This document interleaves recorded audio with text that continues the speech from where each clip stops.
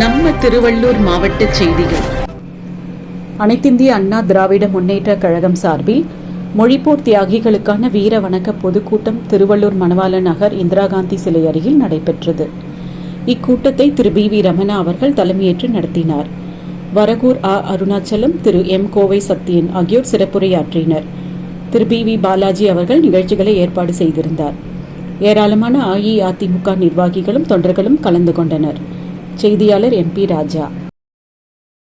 தகவல் தொழில்நுட்ப தலைவர், பாசத்துக்குரிய அருமை நண்பர், இன்றைக்கு கழகத்தின் சார்பாக தொலைக்காட்சிகளிலும் பல்வேறு சமூக வலைதளங்களிலும் மிக சிறப்பான முறையில் பணியாற்றி கொண்டிருக்கின்ற பாசத்துக்குரிய எம். கோவை சத்தியன் அவர்கள் இப்போது உங்களுக்காக சிறப்புரை இந்த வீர வணக்க நாள் அஞ்சலி கூட்டத்தில் பேசுவார்கள்.